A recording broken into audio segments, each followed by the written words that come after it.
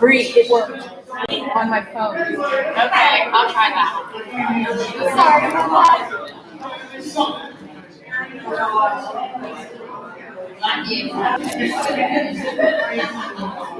I have a limited data. I would like to do philosophy.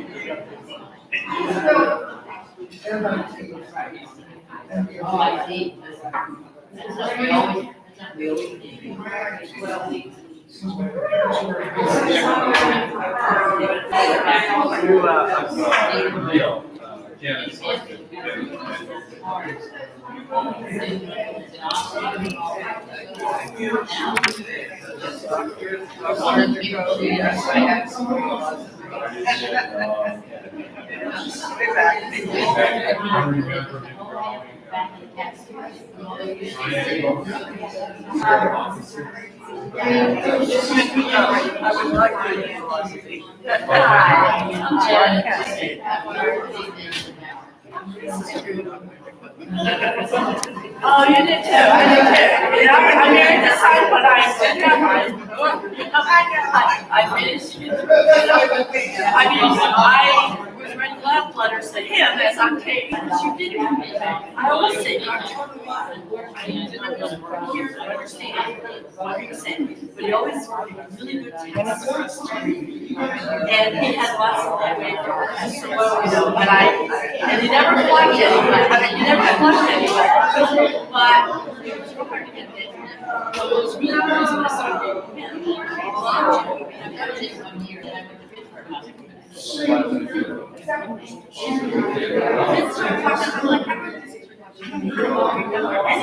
It sounds pretty good, you know?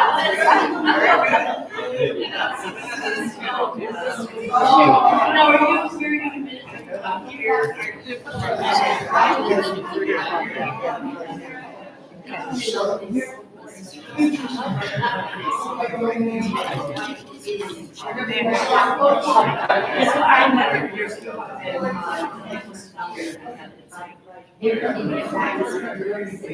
Good morning, everyone. I know the group is small, it's supposed to get bigger, so but we thought we should get started because you all have many more things to do today. So I want to explain the day a bit. You're very welcome to Caritas. We're starting out here in what we call the McCullough room. And after we break out to go to smaller rooms, this side of the room will be the McCullough room area, and then the other rooms are down the hall. We'll direct you to them. We have a plan that there are 4 sisters who will lead the discussions. They'll begin to tell you a story or 2 about the sisters listed under their name. So for instance, Sister Lynn is going to tell you about Sister Rosangela and Mildred Corby. But feel free, as this happens, if you have a story about one of them, or if you have another story, like I remember so-and-so when she was in charge of our floor, I remember what we did, or boy, did we get in trouble for such and such, or I can remember Sister Miriam Joseph, she always said, or That would be whatever you want to add, there's no stopping you. If you want to take over the discussion, that's fine. And we're going to be live streaming these stories because we want to keep them for prosperity. And your stories are wonderful. And so this is just to make your, you know how you do when you begin to reminisce. This story leads to this story, to this story, to this story. So that's basically what we want you to feel free to do. And I hope it's a wonderful day. And it doesn't matter how many people we have, whatever number we have, we have. And you're very welcome. And we thank the Seton Hill Dietary who brought all the nice food for you, and it'll be out as long as you're here, so feel free to stop at any time. Now, do you have any questions about this morning? It's just to be a fun morning. And it's just for you to tell your stories. The leaders of the stories, I'll point them out to you. I'm sure you know them, but you might not. Sister Lynn Marie Dwyer is sitting back there, and she has said she will tell you a little bit about Sister Rosie Angela and Sister Mildred Courtney. Sister Victoria Marie Rickshaw is back there, and she's going to deal with Sister Mary Schmidt and Sister Miriam Joseph. And Sister Vivian Malinkar is here, and she's going to tell about Sister Leah and Sister Deborah Kelly.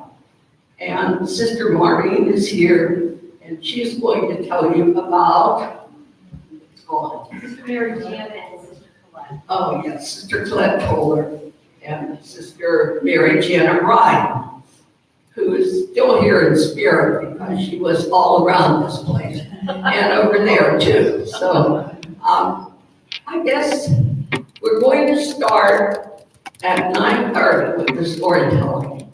So look at the list, and if there's two people that you'd like to start with, you start in that room. Now, we plan at 10 o'clock to change the storytellers. They'll go to another room and you'll get a different storyteller. But if you feel that you'd rather be in a different room, for instance, you might start out with Sister Vivian, and when she moves, she'll move to the McCullough room, but someone else will come there. They'll come to the parlor, and it'll be Maureen. But if you'd rather not hear about Colette Toller, you want to talk about someone else, feel free to move on yourself. So make it as easy for yourself as you can. Don't mind being live streamed. This will be for other people who haven't come for this rich and wonderful thing. And you're all very welcome. So we'll get started. Mary, do you wish to say anything?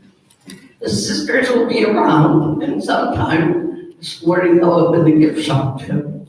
Okay, I think that's all we can get started. All right, Sister Maureen needs to go to the Heritage Room, and it's when you come out of we'll be there to direct it. When you come out of the McCullough room, turn right, and then turn left, and it's straight ahead. You won't get lost. Sister Victoria Marie will go to the McCullough room. It means she's going to go over here and make a little circle. Sister Lynn Marie Dwyer will go to the Hart Library.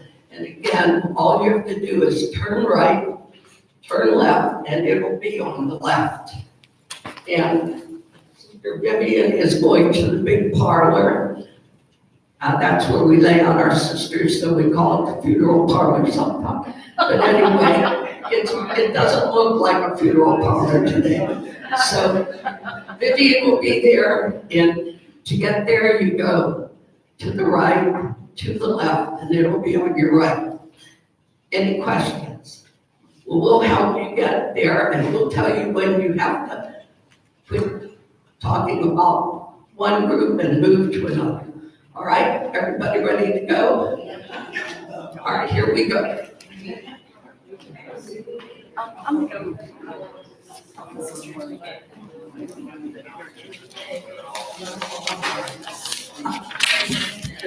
that's true, Janet.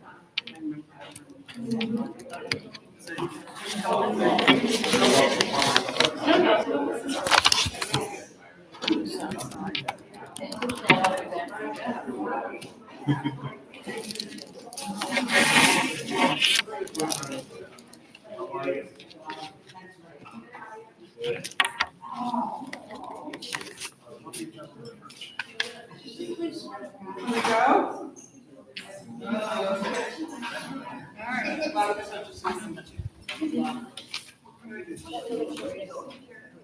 let me hold your call.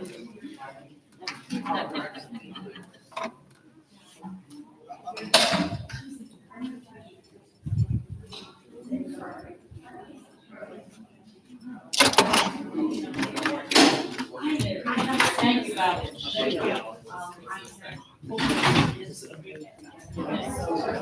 How are you doing today?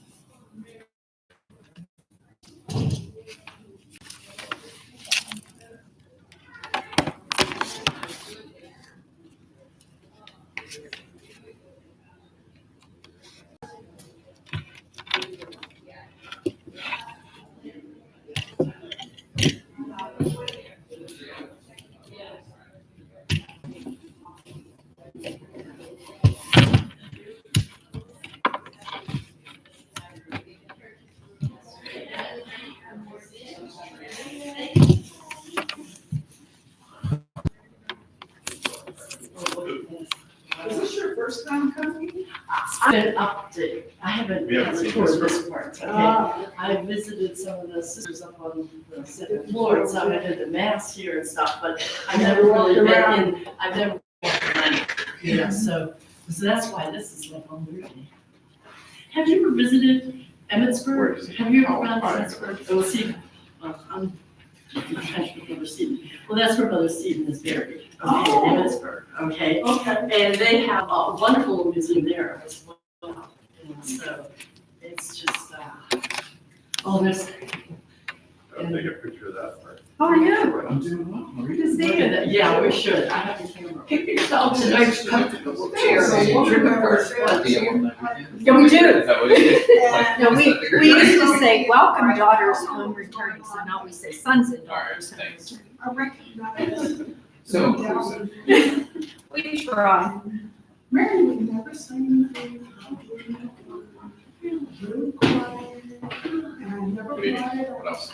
But she was just, it was obvious. Uh-huh. You know, the Is that demeanor. not tall enough? And I was wondering if she had been for some reason. So what was her name? I don't know. She was just married. Mary. Okay, just Mary. Just married. Okay, down in DC. And then she didn't have my passion for a while, just like she appeared in the neighborhood. It was renting. One of our sisters. Well, she was wearing the one you were down, and so, but that's the thing that she, was there Mary that lived in DC? How long ago was this? 10. Oh, yeah, there was, Patrice. Patrice? Sister Patrice? Uh-huh. Okay, but there wasn't Sister Mary. No. She might have had, she's single like, and Yeah, it's sort of fun when we. I don't know what was going on. I really don't.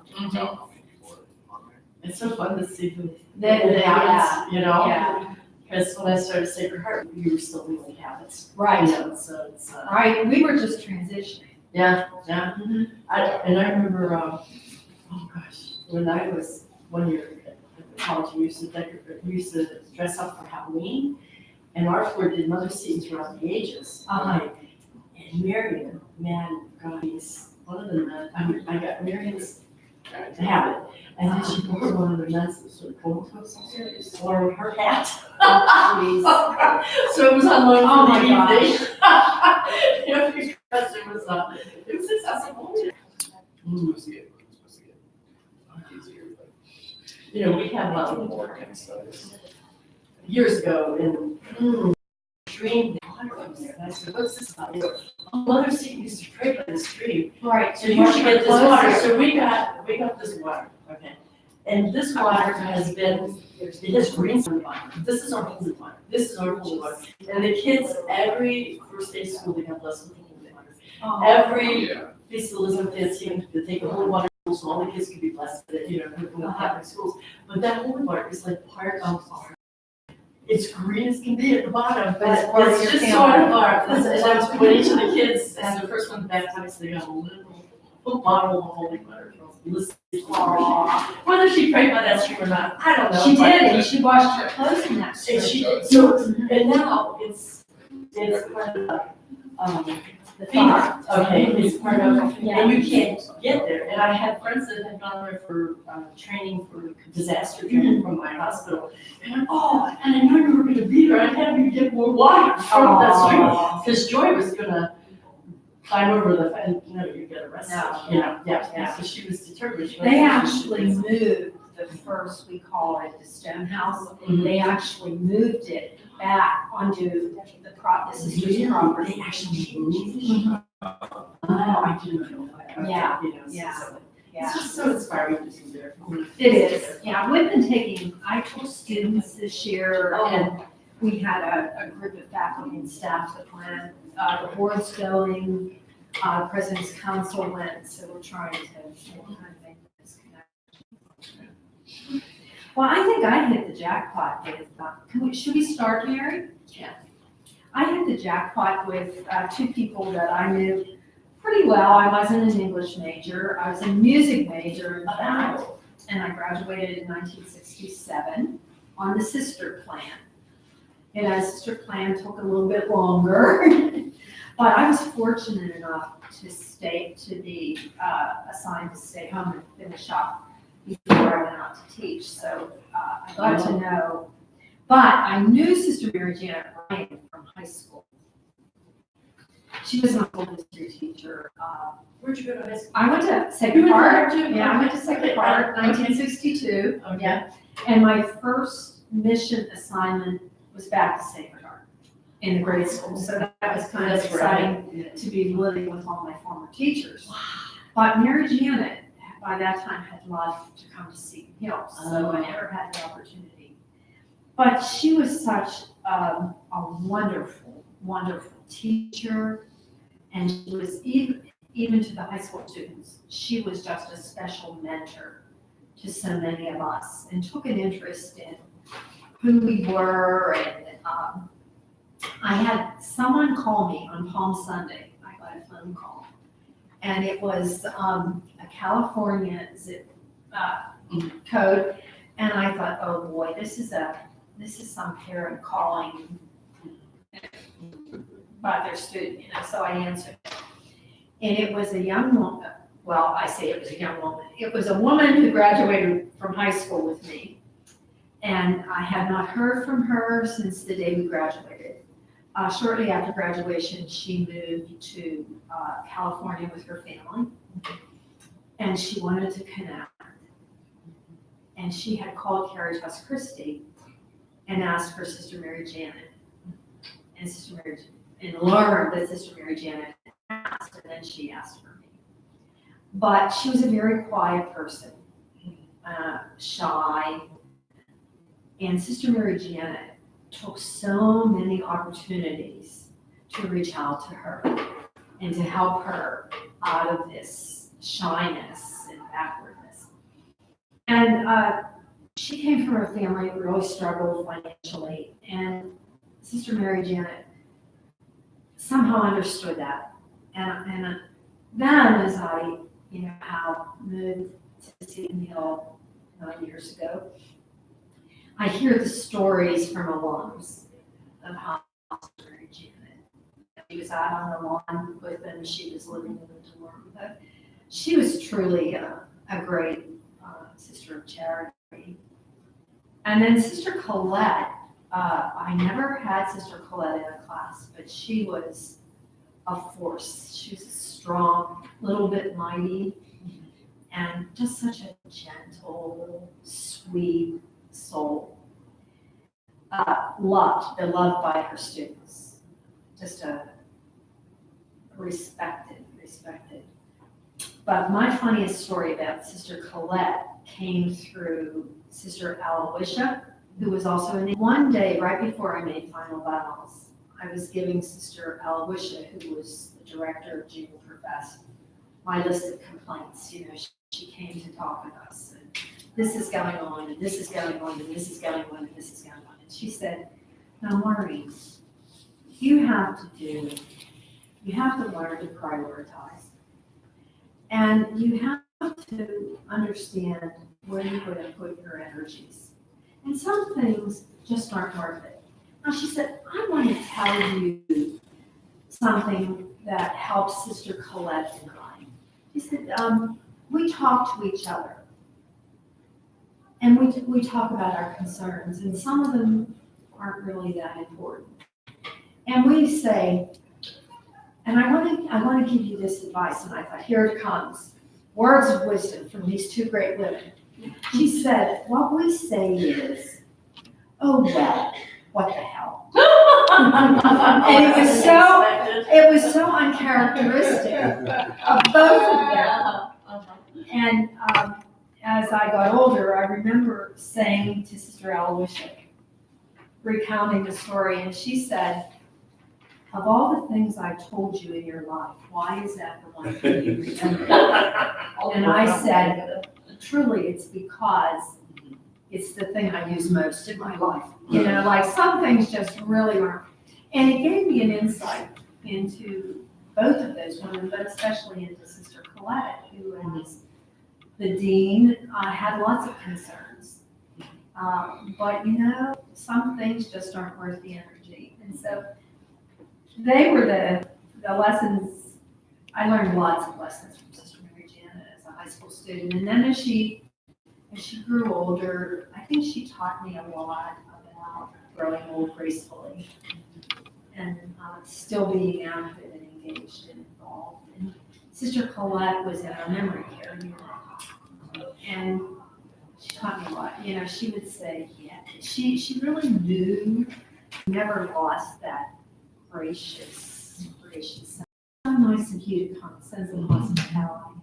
So I'm sure you both have your memories, and I'm sure you have memories Sister too. Colette, I remember, was a very refined woman and small in stature, wasn't she? Yes.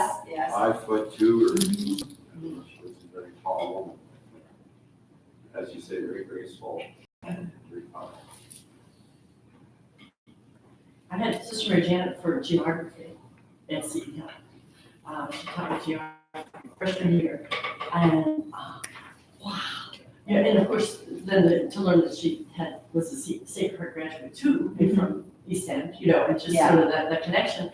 But you know, she just opened the world to me, you know. I mean, I didn't go that's Pittsburgh, you know, and it was just so. If geography could be exciting, it was exciting because she just brought in her, and she was always working. I never had Colette as a teacher at all, but just always just that respect for, just her presence, you know, and just I never really saw Sister Colette ruffled. You know, she always had that, or somewhat ruffled, was when I was on the board in the late 90s and we were discussing the co-ed option, the option of going co-ed, and Sister Colette came to me because I was a board member, and she tried to advocate for keeping us all women, you know, but when the decision was made, she went with it. I supported it. And then, do you know if Mary Janet did stuff at Elder Hostel somewhere? Oh, Mary Janet used to go on elder Okay, because I have a friend in Wisconsin, and they were met Sister Mary Janet at the Elder Hostel, Mary Bethany. And she said, I met this fiery woman that, you know, and okay, so, and I'm like, okay, why would I connect those? Okay, so she did, okay, so Yeah, she did a lot of elder. So that's She how- both taught in the households, I believe, but Mhm. she engaged in travel. Thank you, because I was trying to figure out how someone in central Wisconsin would connect up with Yeah, Mary Janet from here, you know, so. Yeah. Mhm. Yes. Did you have Sister Mary Janet? And speaker was just, Oh, just. it was, I think Sister Janet Ryan came up and she saw me. When it was near the end up here. And she seemed so happy that I had taken the time to come up to see the ceremony. And a friend of mine had driven me, Janet Ryan at the time, to say, all the way to the door, she walked me. Somebody was gonna snatch me off the front to make sure I made it safe in the car. I don't know. She had this rubric, who, what, when, where, why, for studying a particular period in history. And when I was teaching high school, I taught church history, and I used that rubric. And it made so much sense to the students, because they get all these concepts and facts in their head, but if you follow the rubric, who, what, and that goes back to and I used to tell her that all the time. She'd say, oh, go on. But she never really wanted to focus on herself. It's always her students, her love, her passion for teaching. She seemed always be concerned about others, other people, and making sure everything was all right with that external element. Yeah. Again, I don't remember taking a class with her or engaging a lot, but that day was very impressive. She was just present. Yeah. Present. I've seen the different sisters that you lived at Sacred Heart. His favorite teacher was Sister. Well, my 8th grade teacher since. Okay, she was a director, and then we as parents were the chosen one. And so, and I was just really, but at the time, she was living in Sacred Heart with Sister Fabian, who was my advocate. So she could just say, well, Janet Fender is just as good for Leo as Leo. I said, yeah, I'm okay, because. That's right, Sister Marie Vincent was at Sacred Heart at the time. She lived at Sacred Heart, and we would visit her there, when I heard that, Sister Fabian said, oh, should go on and on about Leo, and we'd try to pipe in that you were okay, too. Yeah. It's like, she was like, whoa, and it's like, and then Sister Marie Ganley, she introduced Leo and I. Okay. Oh, my goodness. She was convinced that we would make a good couple, but it took us 6 years to finally get it together. And when he proposed to me, we had visited her, she was working at a retreat center in Colorado, Alpamar. And so Marie was in the front seat of the car with us when he proposed. How romantic is that? After we got back, they're bringing the pawn shop, It's like, so Marie said, I shouldn't be here. I said, no, you're a witness that he has asked me to marry him. No going back. No going back, so Marie, of course, it's near and dear, wasn't near to our hearts. I have one question. Did you attend St. Vincent's? My younger brother, Paul, PJ. PJ, was there for 2 years. Yeah. Which I absolutely despised. I did not like it at all. And mixed into, I had the same feeling here. I think the only thing that would startle me from time to time was Sister Sophia. She just popped up. She was she popped out of nowhere. Exactly. I Middle of the night. figure it out. Oh, God. She was, She was she was like a ghost Yeah. coming out of nowhere. She This was night. the Dante special. Dante's specialist. Yeah. Okay. She was one scary sister. But I never really got to know that much about This is. the sisters or the order. And I took my religion and philosophy, those courses. I got some introduction. That was a real broad introduction to religion. I mean, I was in a good old Baptist church. growing up. So, Catholic University. Yeah, this was a whole new experience, and I really took a joy in, as I said, I look for the day that they got that certain demeanor, I start to look, to see, and I still don't know who she was, but I don't know if she got the medallion from, so I don't know. That's very interesting. Yeah, it's just something about, maybe it's in the training, maybe it's, I don't know where it comes from. But there's just, even with the strict ones, even with the ones that, I guess you all had fear, I always found all of the sisters very inviting, and I would just go with kind of trust. Good stuff. Yeah. That's good. I didn't get that early discipline, I got the end of all of the joy and lavish of Yeah. education.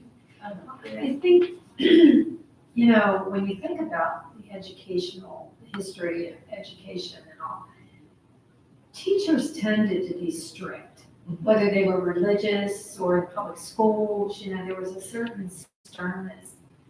But I remember, I was going to Sacred Heart on my first mission, and the principal was Sister Editha.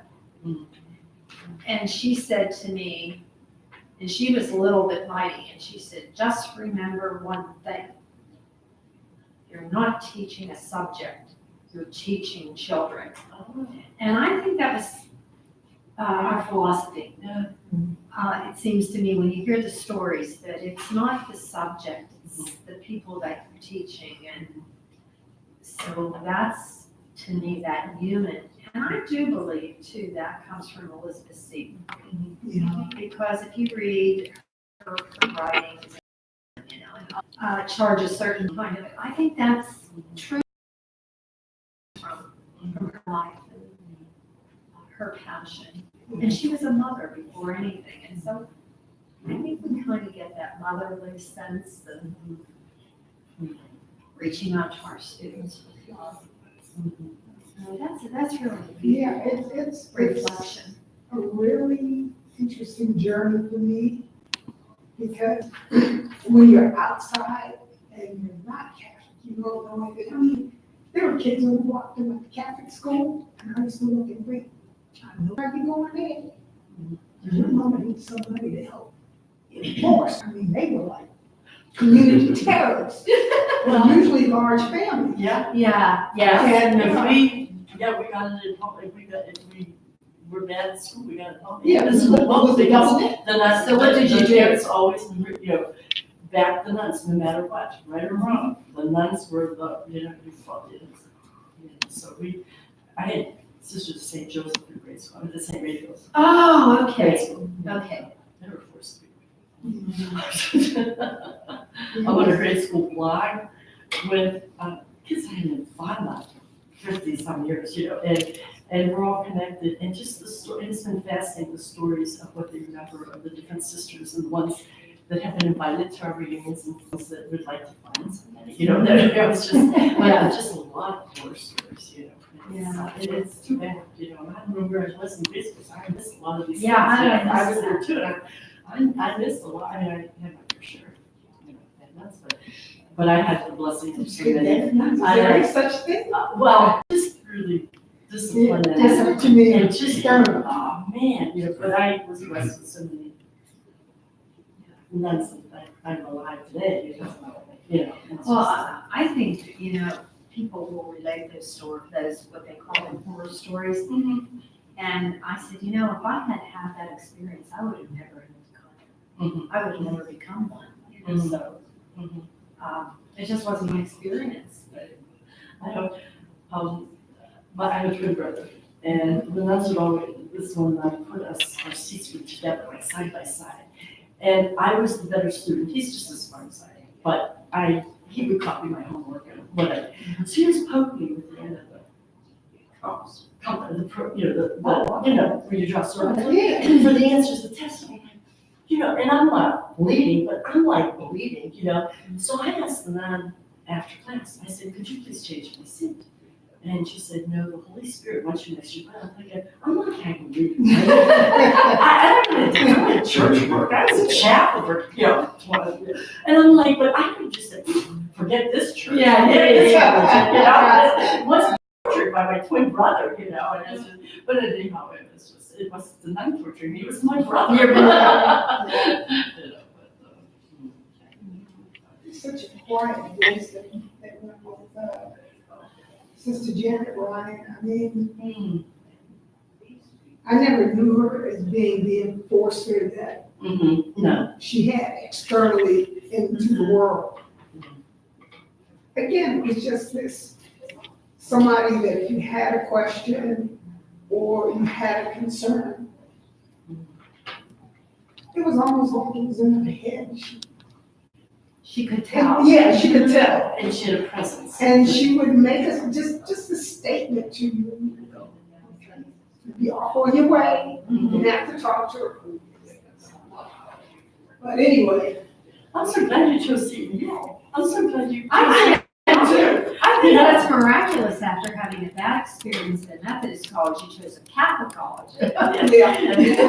I didn't realize how sheltered I was when I left. You know, everybody figures, oh, you're from DC, you're from the city. And I went to the Midwest, and I know about the wild. They put me in a dorm with the dorm with another girl from Boston, and I couldn't figure out why they had separated us from the other Black students that were on campus, that were other. And I was eager to get with, because it was 1970. Pretty white. I wanted to get with my crew, Uh-huh. and I found out my crew really wasn't my crew. Ah. They were a lot rougher, a lot. No, I needed to be back with the girl from Boston, Washington. I had not had, even though I did, that whole Southern Illinois. No, I could handle the girls in Chicago out of the suburbs. But it was really too much for me. I hurried up and transferred out of there. And I got back to where I was comfortable, where I could focus on my education and have some quiet peace as far as moving along. And I just had a wonderful time here. I did. And it was a perfect environment just for learning. And the sisters, I think, well, I don't think I know, but Mother Seton made this umbrella where everybody under it had that protection to be able to just flourish. Yeah, it's hard for people who've never experienced it. And I brought one of, we call her Tricky, Patricia Butler. I don't know if you remember her. She was under us. And she stayed for 1 week. She couldn't stand it here. And we've kept in contact because I would drive her back to the city.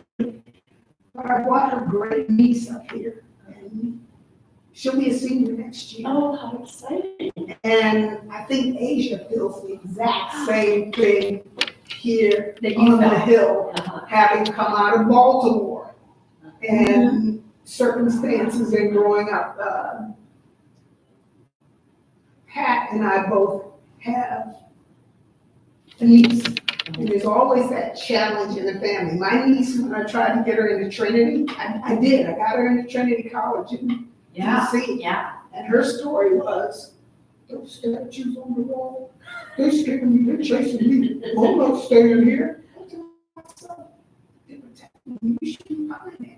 No, and she didn't. And it's been turmoil. Same thing with Tricky's niece, who have kids, and Asia's one of them. But when Asia came here, I think, I just brought her up here. Come on, let's take a look at the hill. And introduced her, and it's like clockwork. I'm going to see you. And she has really, really, really, really just enjoyed the aspect. She's not on campus. She went and got an apartment down in town, but the foundation, the calmness, the protection. Yeah. Yeah, So that's wonderful to hear. Yeah, the Sisters of Charity really, the foundation. I can't speak of that. And I think it's still there, although there are fewer of us. I think that spirit is among our staff and faculty. You don't throw things away. Right, right. That's what I like. Right. Very giving, but nothing thrown away. You don't spoil folks. You don't end up rotten. But you love them. Yeah, yeah. Sister Vivian shared that when new faculty are brought here for orientation and spend the day with some of the sisters and they see the heritage, or they go to the archives. Right. And I think that's a wonderful way to introduce new faculty and to keep the connection with the sisters. And we bring the students here a lot too. Yes, they do internships, they come and do service projects, service outreach. Some of them come just to visit with the sisters, and to hear their stories. And it's a win-win. We do around St. Patrick's Day, we have a celebration. Some of the students will come over and go to mass with the sisters. And we bring the breakfast treats. That's In the wonderful, because we dining really room. didn't, Yeah. when I was in college, I think we did Christmas Carol. Up there. Yeah, up there. Up there. Up there. Yeah, but there really wasn't that engagement. And I think we have to be there. Yeah, there really That's is. Yeah. It's like an extension of our campus. I think. Yeah, I think that's what's wonderful about this setting. It really grounds everything. It does. Yeah. I have one question. You were saying that Sister Colette was kind of trying to determine about the changeover. You have 2 minutes to finish your story. Okay. on Moon. Come on, Vanessa. Okay, real quick. Yeah. What she was concerned about, have you found that being one of the challenges that you have to work with? Well, I think that the challenge is we were founded as an all-women's college. And there's a kind of culture that surrounds that. Now, the challenge for us, I think at the beginning, and now it's just a given, it's a taken for granted, is the inclusivity, the welcoming of the other, whether it be male, whether it be people of color, whether it be students from other countries. And I think that as a community, the Sisters of Charity are people who welcome the other. And that philosophy has extended to the university.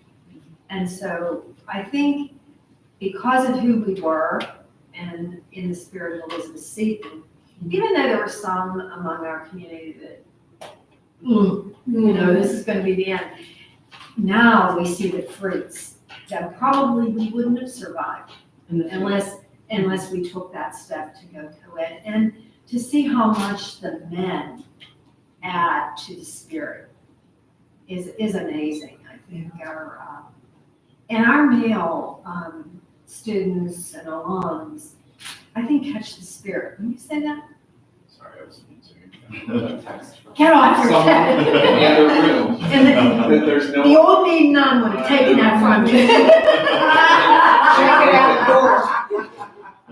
So, no, the inclusivity that you're speaking. Yeah. Yes, absolutely, like, and I think it's something that embeds itself in you, and no matter kind of what society throws at you, as we continue to change, like, that's embedded in you, and you are able to, it's easier for you to accept people in any background. Yeah. And, like, opens up doors that maybe some people have.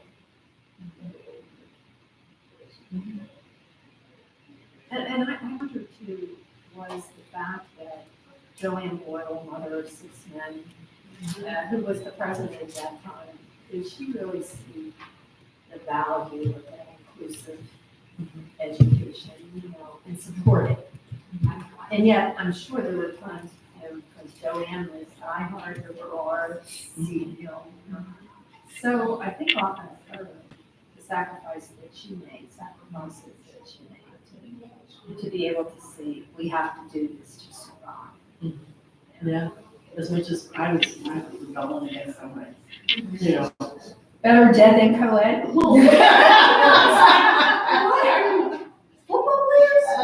Excuse me, and it's like, it was just really, it was a hard, and then when the first guys called for alumni money, it's like, oh yeah, that's right, we're co-ed. It's like, it's just, I just remember all the doorknobs being loose and things being kind of rough, it's just probably the additional stress. Yeah, the strength, the energy. Yeah, I was like, Yeah, thank you, this has been great. Thank you so much. Welcome. Do you know Pete, this is PJ? I do, yes. Everybody knows. I know by. So did you know Jimmy in high school? I did. I was, when you said something like this, you know, Jimmy in high school. Yeah, It's I so, did. See, my sister runs Yeah. Rachel's. Ah. She's. Yeah. Yeah. I mean, it's like Jim's Sprinkle. Right. I knew my brother Jerry. That's some double thing. Denver boys, You know, yeah. Denver boys. Then Marie will be in here. Marty. You're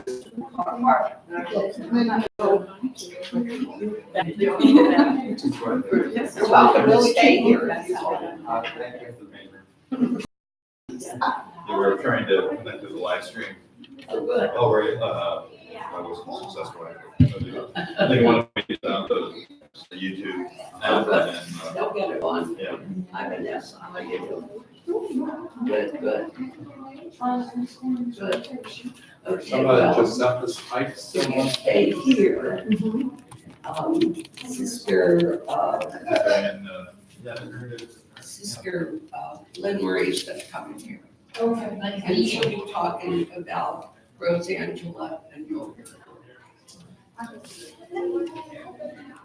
Now, where are they talking about Sister Mary Janet? Okay, very good. There's one right to the left. Okay, yeah. The park. Okay. Yes, that's right. I'm still talking about Rosangela. Yeah, same people. I gotta talk to myself. Well, you might not, there's still people around, so. If Do we sit right around and this is nice? I figured something out. These would disappear every time I put them on the rack, and I thought somebody did like Sister Stonehenge. But I bet it was Is it working? to send to relatives. Likely was. We couldn't keep them.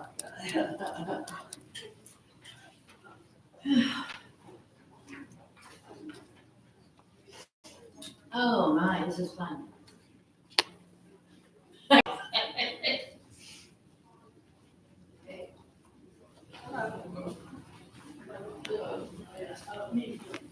Talking about the same people that are here. Yeah, I know. Okay. It's different than last year because I just stayed this room. Different this year. There you go. In your ears and head. Now they were at the cases, where the Walmart. I did take some English classes. That's great. This This is real exciting. Yeah, you heard about the new grandbaby then. Yeah. I love And it. good. I think you all can- She was wonderful. I think I'm gonna choose these, even though I can't get out of this. Easily. Yeah, that's fine, yeah. You're not gonna take that with you. I'm just gonna- Oh, Sally. Sally, it's okay to wear it. Okay. Just think the bus driver won't know now. Now, 4 of us got on the bus last night and we all had these streamers. He goes, I have all these distinguished people on my bus. I started college with these two. Oh, you did? Yes, when I was in there. Yeah. I never met a sister of charity before I came to That's see not her. near you. I believe it. Jacinta Mann was the first one I met. That's a good beginning. Yeah, So were you actually in classes with us? I took classes from. For 9 years. I started before you, because I graduated high school Friday night, packed on Saturday, moved to City Hill on Sunday, and started classes with Jacinta on Monday. And on Friday, I had my first midterm exam, and then next Friday, I had my first final exam, and had 2 credits. And then I had chemistry for eight weeks and got a whole year of chemistry in 8 weeks. We were in class all day, because I was on the undergraduate team plan. Oh, so you were on the plan. I'm a plan kid. So you were- But But you, And know, and then Judy Abel, you know, is, Judy Abel was yeah, Colonel Shell. Yeah, she was in my class, yeah. Okay, so you finished with the class behind it. No, I ended up finishing in 70 because I entered the community. Oh, I entered in January and finished the semester, because remember, we finished semesters Right, at the end of the year, at the end of the semester. In January, we finished, and I entered in January 2nd. I went to, I went back to classes. so were you a junior by then? No, as a freshman. Oh, okay. Oh, so you've been, I entered in my freshman year. Okay. And then at the end of January, I took my final exam, and on February 2nd, I was sent out to teach. And so I went to Saturday school for 10 years before I finished my degree. Well, you know, you all taught at St. Jane de Chantal, was one of the schools where you Yeah. taught. And you know, the parents never complained about that. Well, we had a teacher guide. We had a sister. We met every single night before we went, every single night after classes were over, after dinner. They would meet with us and teach us what we were supposed to teach the next day. I had second grade I had 70 second graders the first class I had. Oh. I was Well, my in senior class of couple could say 70. no, could say no. Well, I was at Resurrection in Brookline. Yeah, and when they came out on the playgrounds in the middle of the day, the entire parking lot was covered. And then another postulant entered on Ash Wednesday, and she came in and observed me teaching. And when I was finished, and at the end of that, I was moved to the afternoon swing shift. And I was the only sister on the afternoon swing shift. And I taught in the afternoon from 12 until 6. I'd come home and they were all finished eating dinner. And then I would prepare for my classes for the next day. It was an Kept interesting. you out of trouble. Well, all those baby boomers were filling up all the schools. And so we took whatever was offered at Saturday school. And I was a chemistry major, so Wow. it took a long time. Anyhow, I don't know what Mary's up to, but I think she's live streaming something, unfortunately. I'm Sister Victoria Marie Gripshaw, and I just retired from Seton Hill last year. Congratulations. After I taught there 44 years. Oh my goodness. Nice too. I came in 74. I went to Seton Hill in 74. What year were you there? 54. 54, okay. And I was asked to talk about Sister Miriam Joseph and Sister Mary Schmidt. And unfortunately, I never had experiences with either one of them, except when Mary was president. Mary was president when I went to the college. But Sister Miriam Joseph, you probably know more stories about Sister Miriam Joseph than I do, right? I remember I was hired at Seton Hill in home economics. I had to go back and get a degree in home economics before I could go and teach at Seton Hill. But, and she would say to me, well, you home economics people don't know, and you don't know any poetry. And I had gone to a very good high school and had 5 years of English and 4 years at high school. And she said, maybe before. Well, you know, I'm not a major, and I know that, you know, she doesn't particularly want people who aren't majors in her classes or anything else. And she said, it'll be fine. Because they obviously knew each other very well, you know, and so I think she put a good word in for me. Because I was greeted very nicely when I arrived at the class, and I did quite well. So, yeah, and I'm happy I did because I married an English scholar, so, Okay. who had all of Shakespeare's sonnets memorized. Oh my goodness. And would recite them to me. So, Shall I compare you to a summer stay? right, no, it was, you could pass for da in the twilight with the subjects or something behind you. So and then I went on to take her modern novel course. And that was all majors.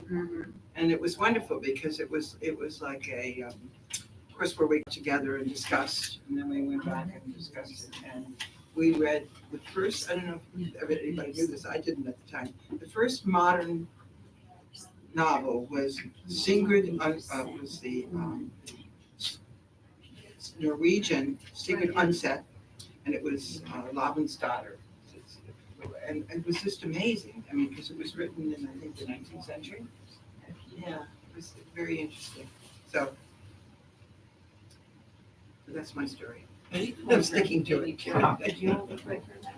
Yeah, we all called her, not to her face. I heard her No, name no. called that, but I never would have called her that. No, we didn't do it to her face. Were you an English major? No, comment. Oh, okay. So you had Sister Rosangela. Yes. She was my mentor because for a long, long time. She was my balance against Sister Mildred Corby or Alice Louise. We just had a big discussion. Sister Mary Schmidt, Sister Thecla. Sister Thecla. She was vice president when we were in, Yes. you know, and Monsignor Ryan was gone half the time. So She she was was running the. kind of running the school. Yeah. you know. And then she followed him as president. Right. But if we go back to Sister Mary and Joseph before we start talking. Okay, about Sally, Sister come Mary, on. which is really nice. I was a French major, so literature major, so to speak. And I was always leery of going over to take an English course because Sister Mary and Joseph was so stern and demanding and mercurial, you know, whereas Sister Leah was very even-tempered. I took her course in Shakespeare. And since my distinguished thing has fallen down, when I was a senior, I got a Fulbright fellowship to study in France. And I had come back from student teaching in the morning, stopped at the mailbox before going up to her Shakespeare class. And I saw this envelope and I opened it as I'm walking up and it said, "You have been awarded a Fulbright fellowship." And I was amazed. And I walked into her class, was totally quiet. I didn't show any expression on my face because, you know, I didn't know what she would say. So afterwards I said, "Sister Mary and Joseph, I just got this letter." She said, "Wow, have you gone?" She didn't say wow. She wouldn't say wow. No. She said, "You ought to go over and talk to Monsignor Ryan," who was in the priest's house, which is a little bit where McKenna Hall is now. And I walked over and knocked on the door, asked to see Monsignor Ryan. I mean, I was in trepidation. So I said, "Well, you know, just got this letter." He said, "Well, sit down." So in any case, she was very supportive at that point, you know, go over and see the president to tell things. But she had such strong standards that, you know, you lived up to those. It's not that you could not memorize a poem or not know who the characters are in a certain play. And she was a force, you know, unto her own. She had her English majors and they had tea. And her wonderful office. Yeah, and tea in the office, that's right, yeah. She just got invited into third sometimes. That's right. And we used to borrow books from that, but then she knew we were borrowing them. We would bring them back. So she was a major figure in the years that we were here at sea. Right. Somebody to be respected and maybe feared, but certainly respected. Well, Joanne Boyle spoke at her, and I would like to read the end of the eulogy that she had at her funeral. Because the people that I had in my last group were English majors, and so they remember some of the things that she had done. But Joanne was talking about Sister Mary and Joseph and her friendships with different people. And Mary Lou Costello, Who recruited me to come here. She came to my high school. Lou Costello. Yeah, because she was doing it that year after she was going out where you went to recruit people. Yeah. But she talked about, she said, this is the very last part of the eulogy. And she said, "I began by quoting Yeats. And when she quoted Yeats at the beginning of the eulogy, she said, 'I will arise and go now and go to Innisfree.' And she said, so author, the last poetry Sister Miriam Joseph spoke. This occurred just 2 weeks before her death, when Lou Costello had come to visit. Lou recalls the conversation as one-sided that day, and Lou, not knowing how much Sister was taking in, saying just as she was about to leave, how fond she and Pat was Lou's husband, for those of you who were younger, were of a framed copy of a picture that Sister Miriam Joseph had given to her of Lake Innisfree. And it was then, without opening her eyes, that Sister Miriam Joseph spoke, enunciating clearly every word as though it were a prayer, as indeed it is. I will arise and go now, and go to Innisfree, and a small cabin built there of clay and wattles made. 9 bean rows will I have there, a hive for the honeybee, and live alone in the bee-loved glade. And then she said, Joanne said, goodbye, Sister Mary and Joseph, we love you, and now you know. So I think that sometimes those kinds of memories are ones that you can think about as have you ever gotten to the point where you forgot to tell somebody how much you wanted to do? For example, when I came to see Sister Mildred Corby, it was Alice Louise, and a lot of you know Alice Louise. We called her Allie Lou, but we never called her that to her face. And I went over to see her, and I had to teach a stats class at 8:00 in the morning. So I said to her, I can't stay up with you tonight because I was told she would die during the night. And I said, like I did with Sister Rosangela, but I'm going to say goodnight, God bless you, and I love you. And Mildred would always close her eyes when I would come into a room and pretend she was sleeping. Oh, no. And all of a sudden she opened one eye and then she opened the other eye and she said, Vicky, because she always called me Vicky, and I got in trouble for the kids calling me Sister Vicky. And she would call me Vicky all the time, and she'd say, Vicky, I always loved you, but I didn't want it to go to your head. But sometimes those sisters, as they were coming to the end of their lives, would tell things that they never said. And I just wish that sometimes we would remember to do that. But if we could turn to Sister Mary Schmidt, because I don't know how much time it's going to take before they tell us we have to move on. Mary Schmidt was, her as what she was doing at the college, but I remember her when I was a canonical novice in 1961, and she was helping, and Sister Cecilia Ward, who was a music teacher, were writing the cantata on Look to the Skies, and you probably have heard that, Look to the Skies. And writing Look to the Skies, Cecilia would come in every morning with her ditto paper. You remember ditto? Oh, That purple stuff that smelled like alcohol. It was purple and it smelled, and the paper would be still wet because they'd been up all night, and Mary would be writing the words and Cecilia was writing the music, and then she would bring it in as canonical novices. We sang that for the very, very first time. But when Mary was writing that, it was so poetic, and she was writing it right after Mother Seton was beatified. And they were doing it in honor of that beatification. And we sing the last part of that anytime there's a big celebration in our community about Elizabeth, our Holy One, with many daughters crowned and that kind of thing. But one of the sisters in my group one time when she was on retreat used the cantata as the source of her prayer for the whole week she was on retreat. And when it was over, she went to Mary, and this is typical of Mary Schmidt. She said, Sister Mary, I just loved your cantata, and the words were so important to me in my prayer this week. And she said, it's not my cantata anymore, it belongs to everyone. And that's how Mary was. And when I was preparing for today, I found some things that one of the things that Sister Miriam Jane had written about Sister Mary. And she said she remembered when she was a novice, they always went to the laundry on Monday. Now the laundry was above the boiler house, and now it's I don't know, it became the music wing and became all kind of other things.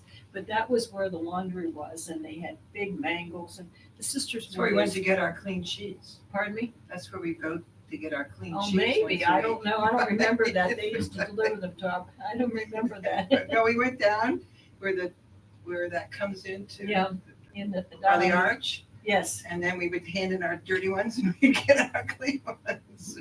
Well, anyhow, we wore these big starch collars, and it took a lot of ironing to do that, and we had sleeves inside our habits.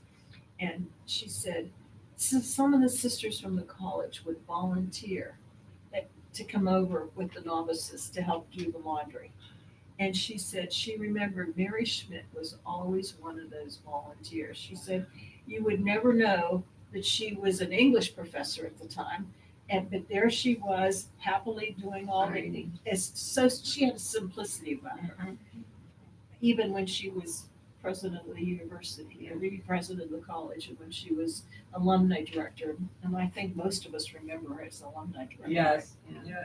And how she That's would when I got to know her. She said, but she would even go down when they were doing the dishwashing after, and remember in those days, they used to bring those little pans on the tables. Some of us who were older remember, and you wash them with it, and then you have to dry them. Well, but they also had a dishwasher by the 60s. And Mary would be downstairs drying the dishes from the lunch table.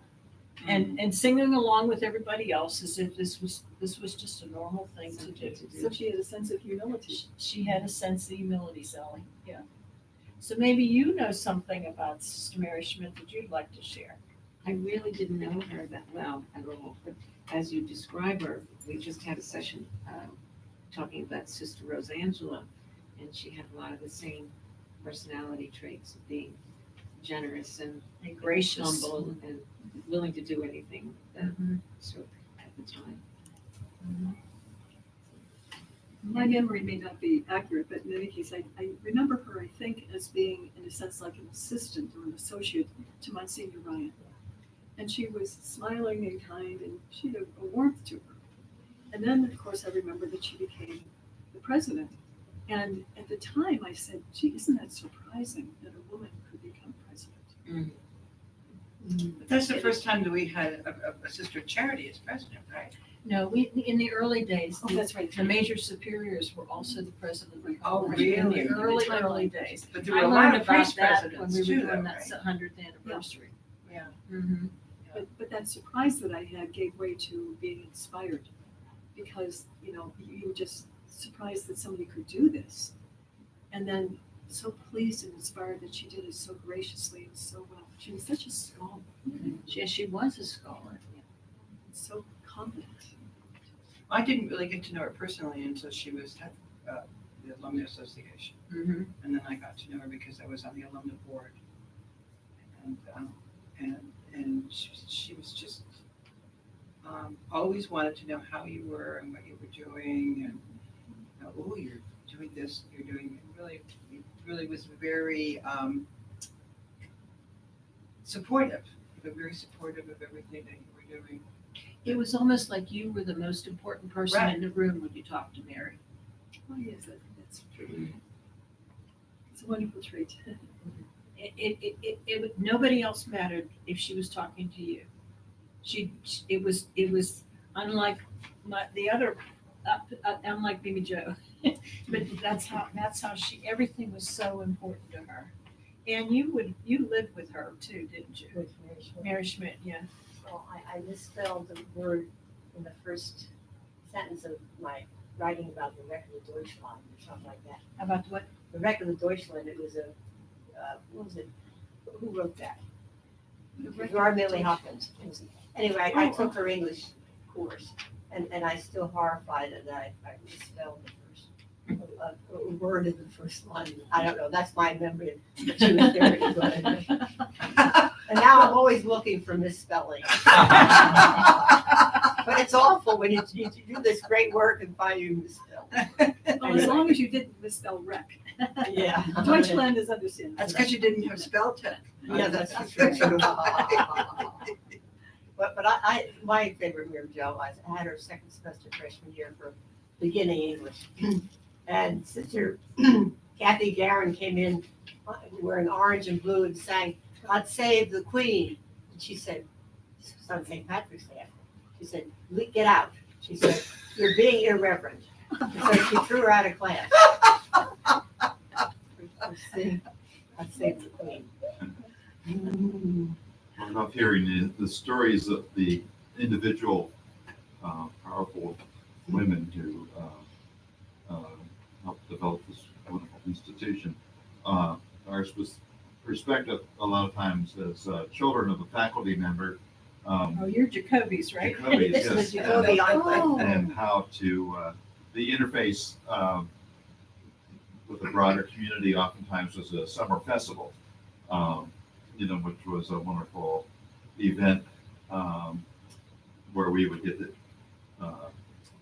be introduced again to faculty members and presidents. Of course, we remember one senior, Ryan, and so many others, Joe and Boyle. But that was always just a way of interconnecting with the community, and I think handing off to, actually the future in terms of the development of the institution and welcoming more lay faculty members in positions of leadership. But that was just my perspective of that interface and getting to know the community. And where did you two children. of you fall with Karen? Was Karen older or younger? Karen is the oldest, and John here is the second. Leo Oh, so third, you're and, two brothers. three Three brothers. brothers. Oh. And I Karen told- was in yeah. our class. And I talked Because to Karen Karen was this in our morning on the class. phone to New Hampshire, and she Yes. was with you guys in presence, in spirit.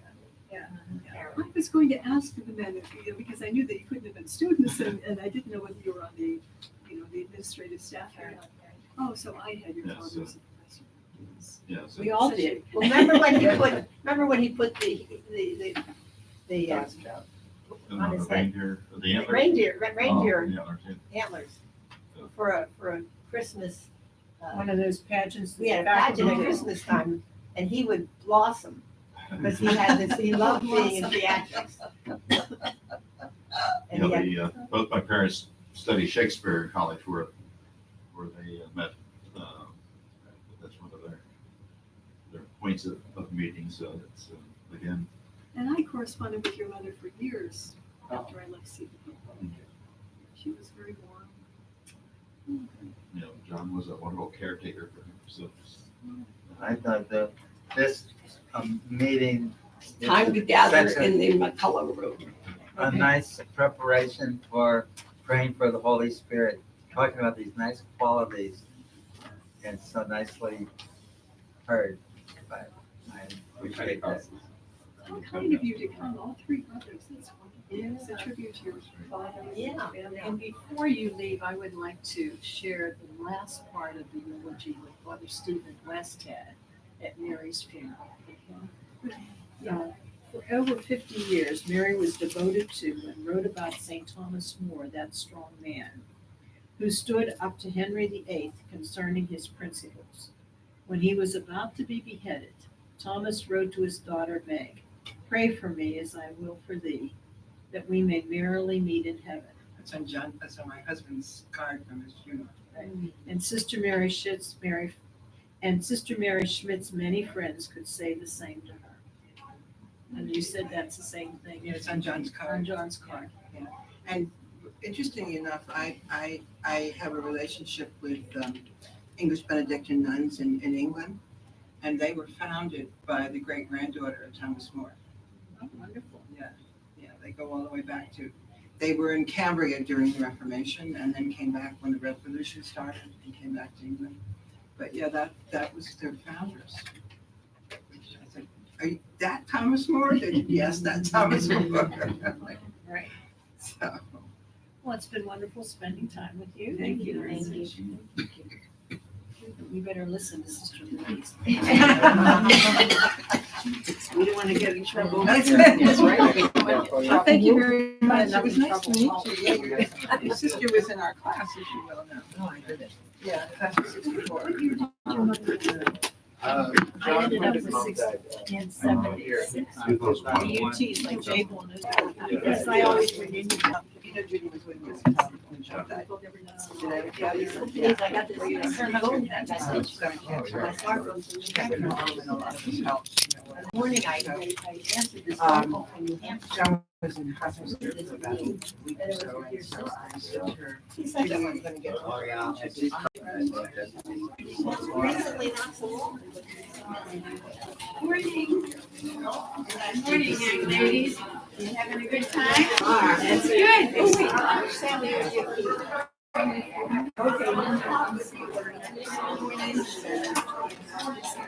Yes.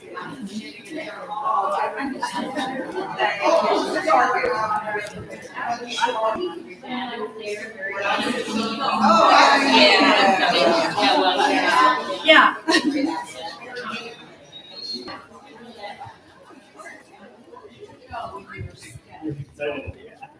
That'll be nice.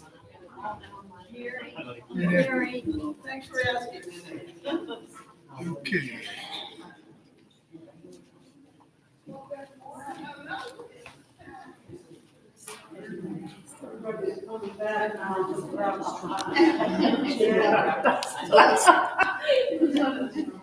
Hi, Mary.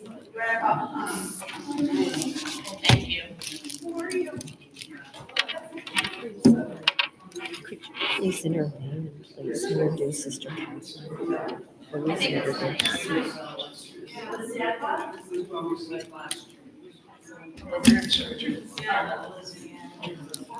I worked here when I graduated with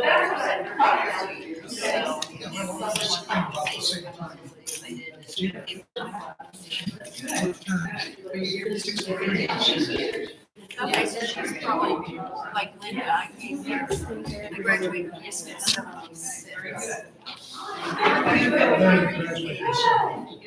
Okay. Same as the.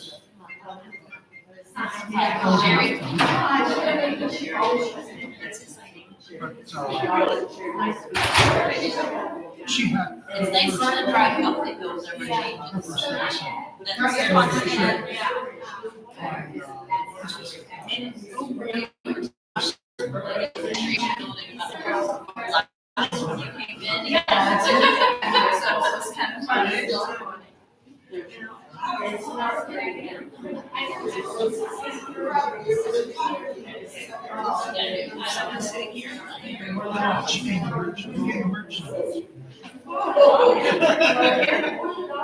My housemate, like coming around.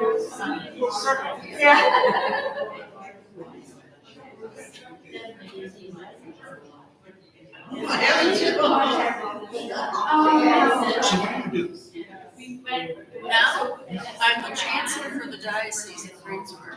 Okay. Yes. So that's an administrative position? Well, everybody, I know you have a lot more stories, and we have to stop them because we promised faithfully that you would get on the bus in time to get to your brunch. So, now that you've begun to tell them, keep telling them through the day. And I want to take a minute to make sure you know that Sister Catherine Miner, our provincial and president of the Sisters of Charity of the United States Province, is here with us. You'll hear more from her this evening at dinner. And she's most supportive of the university. She's there as much as she's here, I think. We try to keep her busy because she has nothing to do, you know. The leaders never have anything to do. We're all separate. But anyway, we're so glad you came for the stories. Does anyone want to share one of the ones that particularly you liked or you were happy to hear, or something like a new memory that came to your head during it? Come on, don't be shy. I won't be You are shy like I'm never shy. Hi, I'm Louise Ferrani Tammy, the class of 59, and I go, Sister Ann, back there, my Cornell buddy. How are you? Yeah. I was a home ec major, which I guess doesn't exist anymore, and I had Sister Rosangela as my department chair, and Sister Mildred taught me this was the class.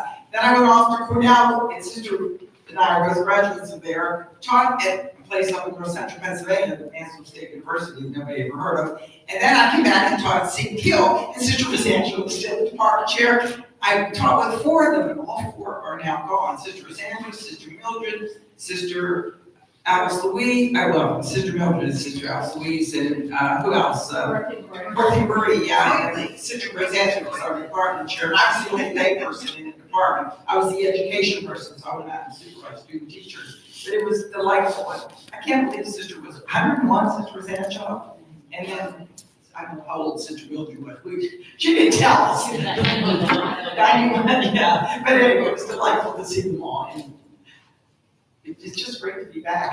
I can't believe we have so few people in my class because it's 60 years. Wow. Sister Lois is in there. Congratulations. That's it. It was good, Lois. There you go, Lois. Oh, yes.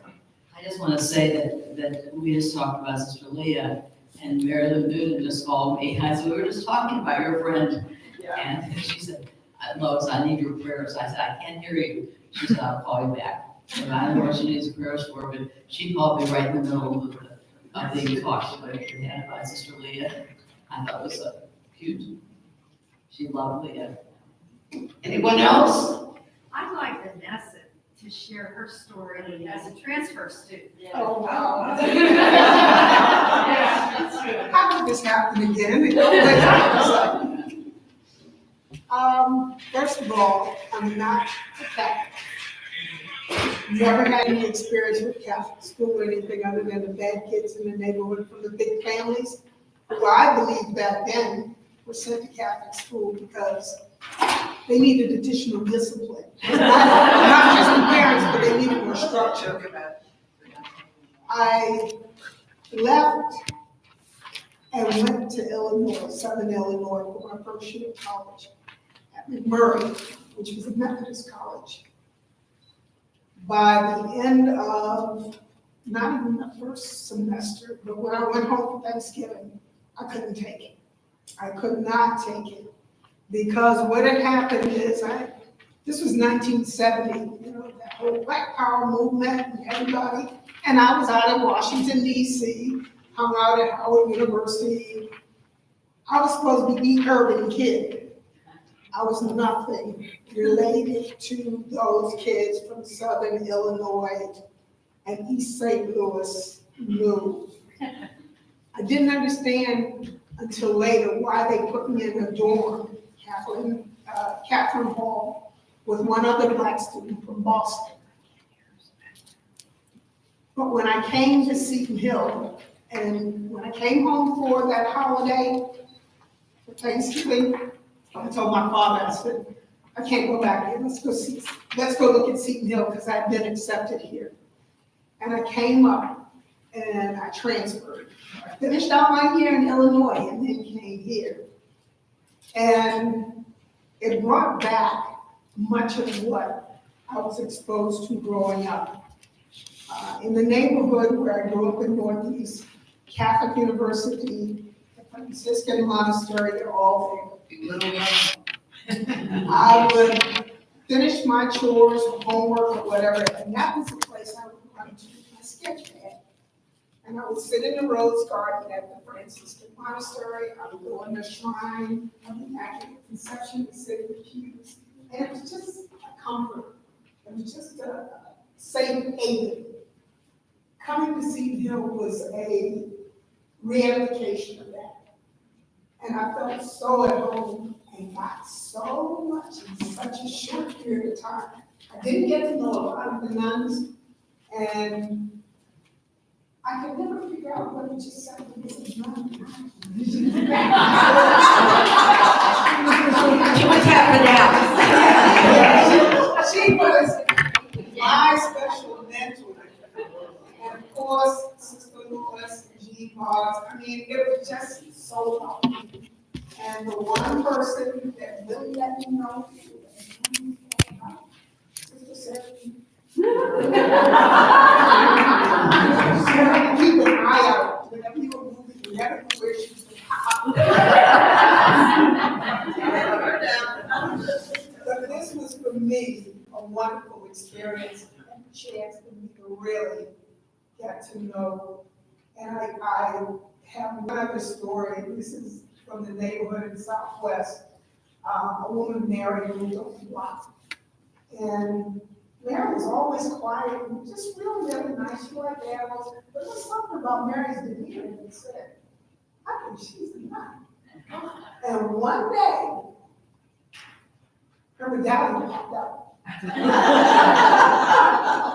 I didn't ask her and she didn't volunteer. So I left it alone because I respected whatever was going on with Mary. But that medallion, it didn't have to pop out. It was in her, that sister Charity. I don't know what it is. She was just a neighbor. I just knew her as Mary. She didn't tell us in Southwest Washington, D.C. Still, it's breaking out of these good revitalization. There's a challenge. We'll have to research who that was.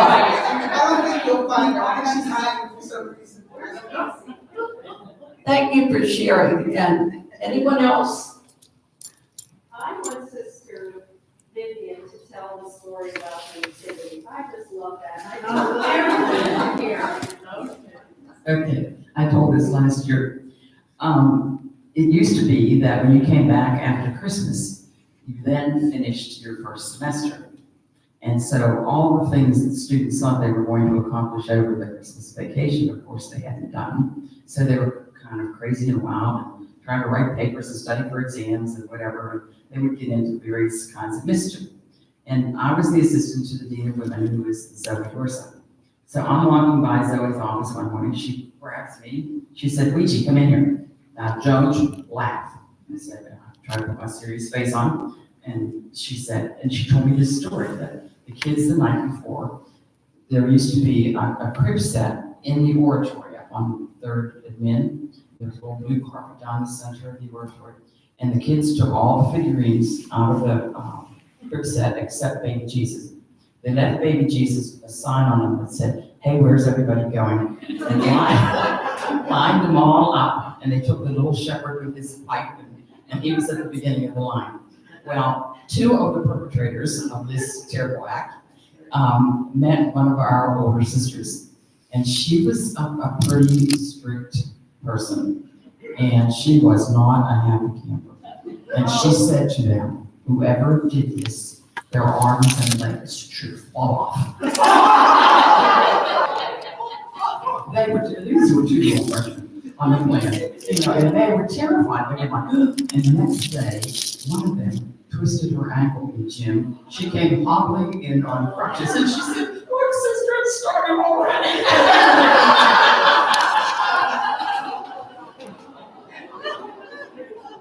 I assured her that wasn't so.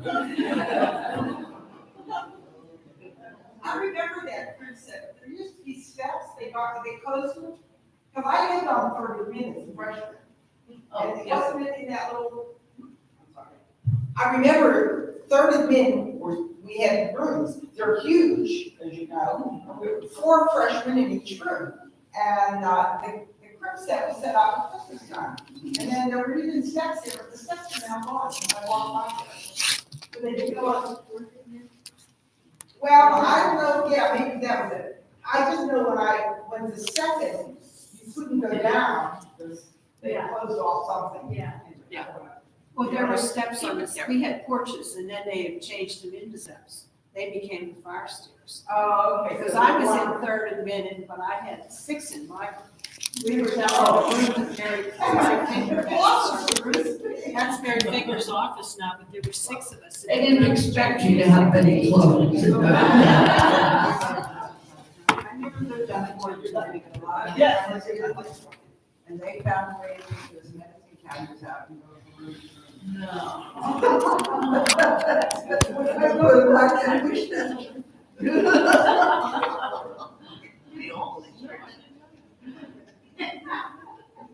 Anybody else?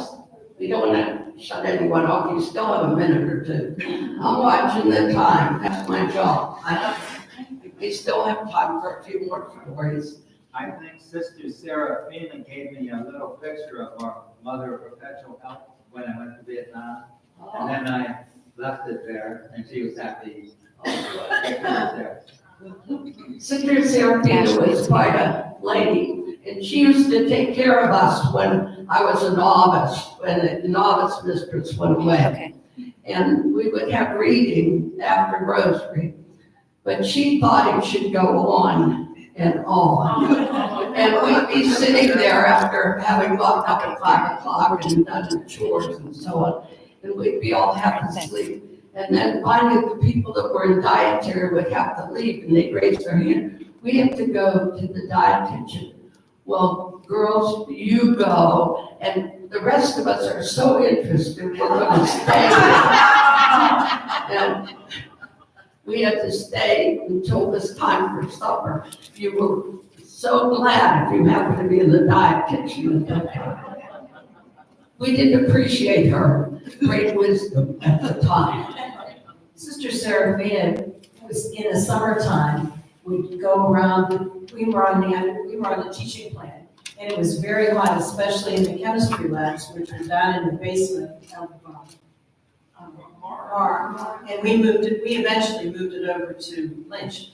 But she used to go around, and that was when seamless stockings became important. So she'd go around and field and make sure that we had our seamless stockings. People probably don't know, we used to have to wear stockings. We had to wear stockings. Or knee socks. Or knee socks. My sister Seraphina used to say, pull that skirt down and those socks up and cover up that ugly expensive flesh.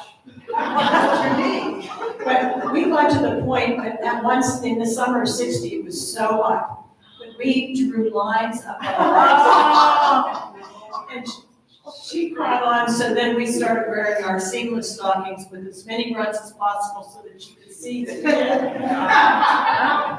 Well, we called was it Sister, the one in Register, Rose Irene? Rose Irene. We called her Radar because she could catch you from a mile away with us. So we called her that when we were on faculty.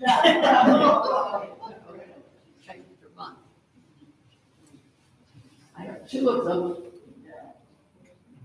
I see all the Jacobys here who are endowed like their father with a little bald head. And I told this story, but I don't know whether you knew this, but he always was in our faculty shows. And in one show, he wrote something across his bald head and leaned over so the audience could see it. We were all just astounded at him. What a great guy. We still miss him.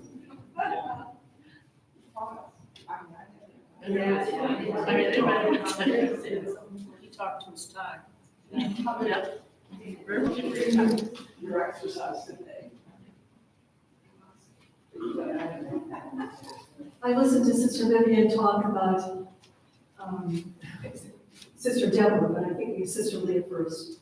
And then I was with Vicki talking about Sister Thecla or Sister Mary and Sister Mimi Jo. So since we brought this up, I think in most of these discussions, I'll just recite for you a poem by Yeats that we talked about. I will arise and go now, and go to Innisfree, and a small cabin built there, of clay and wattles made. 9 bee rows will I have there, and a hive for the honeybee. I will live alone in the bee-loud glade, and I shall have some peace there, for peace comes dropping slow, dropping from the veils of the morning where the crickets sing. The midnight's all a glimmer, and noon's a purple glow, and the evening is full of the lidded wings. I will rise and go now, for always night and day. I hear lake water lapping at the shores, and on the pavements gray.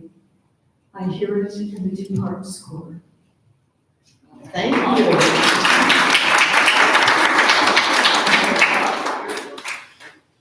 I think that we came up, many of us, in a time where we were encouraged to memorize poetry, and it's very helpful. It's helpful to you as you get older and go back in your head for those moments and those wonderful, beautiful ways of saying something that needs to be said in a way that really helps us. So that's a lovely story, and I remember Sister Leah working with us in simple poems so we could teach them to children, but also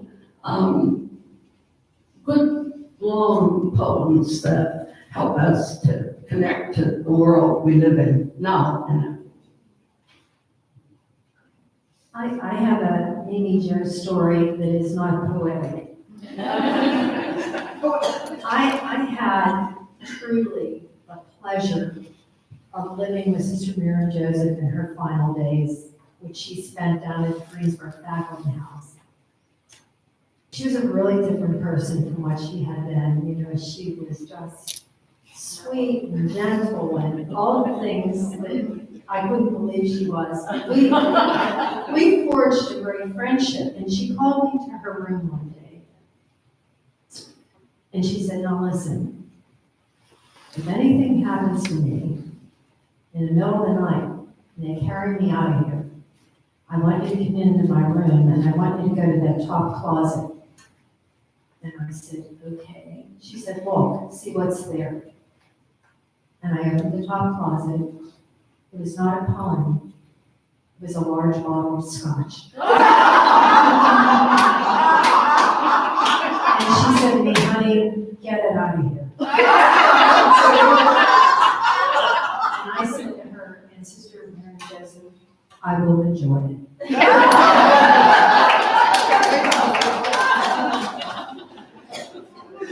So, situation for near protection.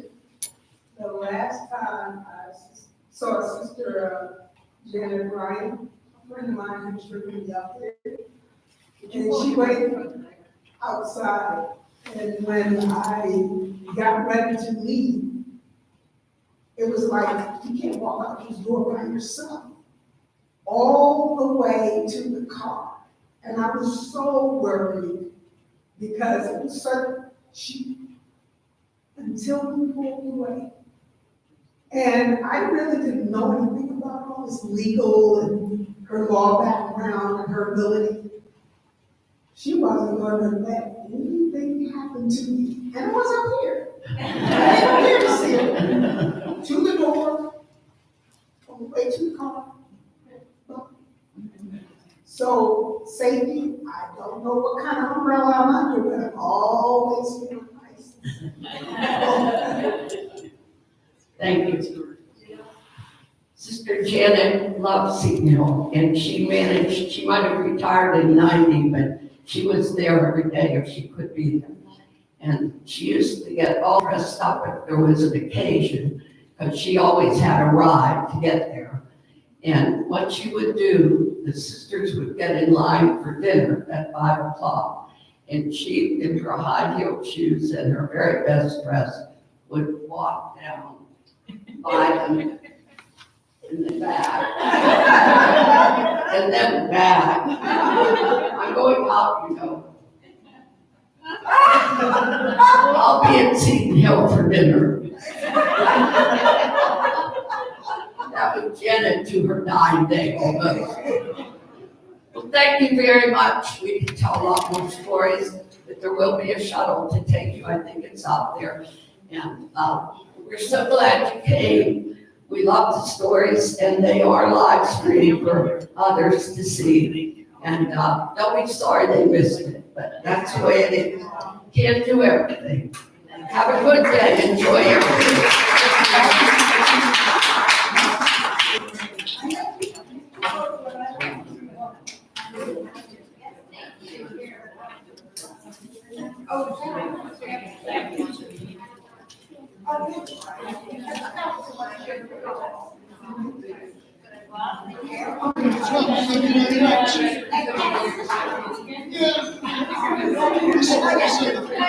Yeah.